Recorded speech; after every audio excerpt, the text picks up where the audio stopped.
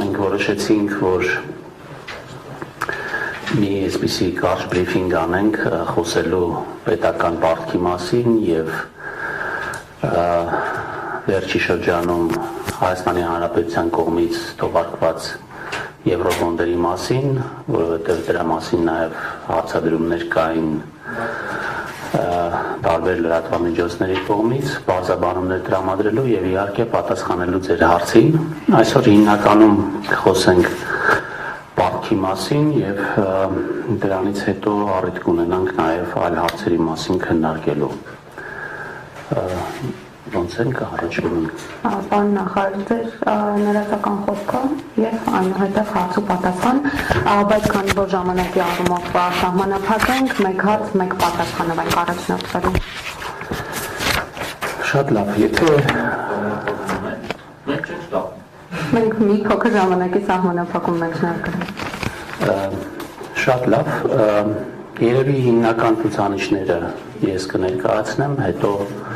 հարց ու պատասխանի ձևաչափով ավելի ձեզ հետաքրքրող հարցերին պատասխանեմ։ Նախ թույլ տվեք ասել, որ պետական պարտքը մարտի 31-ի դրությամբ կազմում է 5 տրիլիոն 318 միլիարդ դրամ, ինչը նախորդ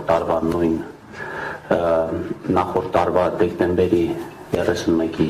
դրությամբ ավելացել է 4.4%-ով եւ Ամերիկայի Միացյալ Նահանգների դոլարով արտահայտված նույն ժամանակահատվածում աճել է 5.8%-ով։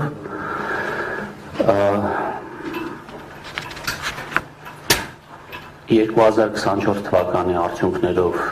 պետական պարտքը հնարաբերակցությամբ նվազել է 0.1%-ային կետով։ Ամերիկայի Միացյալ Նահանգների դոլարով արտահայտված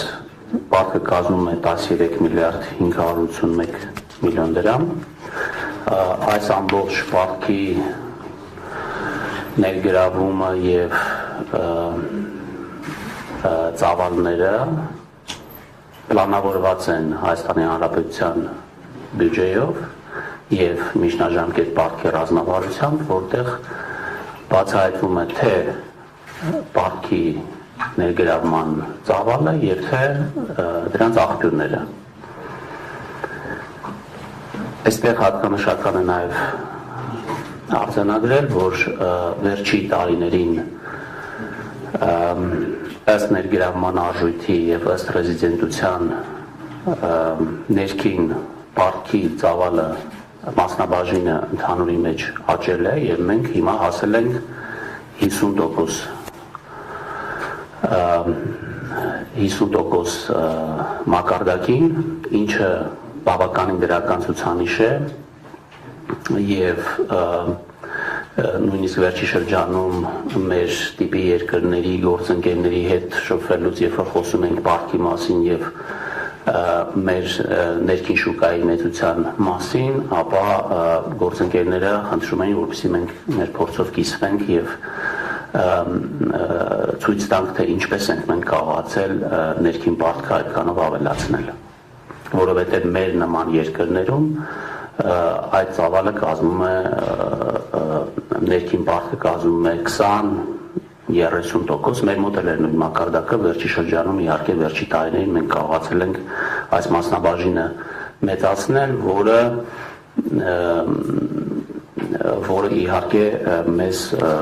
որոշակիորեն մեղմացնում է արտարժութային ռիսկերից։ Եվ երևի կարճ անդրադառնամ Եվրոբոնդի թողարկմանը, որը տեղի ունեցել մարտի սկզբին, այդ ժամանակ չէինք կարող մանրամասն խոսել, որովհետև որոշակի միջազգային գործընկերների հետ նաև պայմանավորվածությունների արդյունքում լռության ժամկետ գոյություն ուներ, եւ հիմա կարող եմ ասել, որ մենք հաջողությամբ թողարկել ենք Եվրոբոնդը 750 միլիոն դոլար ծավալով, տոկոսադրույքը 7.1%, եթե մի երկու բառ ասեմ, որտեղ այս մասով նաև մեկնաբանություններ են եղել լրատվամիջոցներում, սովորաբար եվրոբոնդերը գնանշվում են ամերիկյան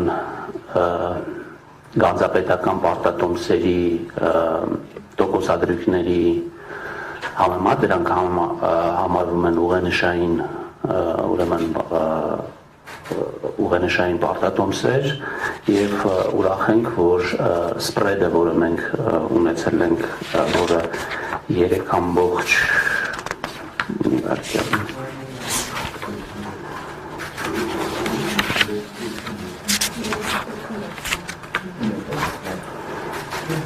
2.86% կետ է կազմել, դա մեր վերջի թողարկման համեմատ, որը կազմել է գրեթե նույն մակարդակի է եղել, որը 21 թվականին ենք թողարկել, 2.84. Այստեղ հատկանշական է, որ շուկայի որոշակի փոփոխությունների արդյունքում մեր նման երկրների սպրեդը զգալիորեն աճել է, այսինքն մեր նման երկրները բավականին ավելի բարձր տոկոսադրույքներով են թողարկում, եւ երբ որ մենք նայում ենք շուկային, ապա մենք օրինակ Ուզբեկստանի, Ռումինիայի, Թուրքիայի, Հորդանանի, Վրաստանի հետ համեմատություններով բավականին ցածր սպրեդ ունենք, ունեցել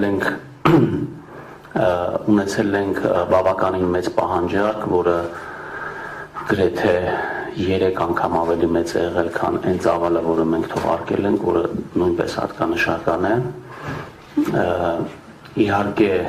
նոմինալ առումով տոկոսադրույքը բավականին բարձր է, որովհետև շուկայում տոկոսադրույքները վերջի տարիներին էականորեն բարձրացել են, բայց սա նաև ցույց է տալիս Հայաստանի Հանրապետության միջազգային հեղինակությունը եւ հետաքրքրությունը միջազգային ներդրումային ընկերությունների կողմից։ Ներդրումների աշխարհագրությունը եղել է հիմնականում Մեծ Բրիտանիայից եւ Ամերիկայի Միացյալ Նահանգներից եւ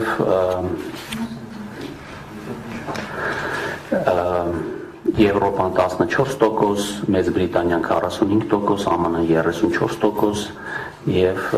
Միջին Արևելք եւ Հյուսիսային Աֆրիկան 5%։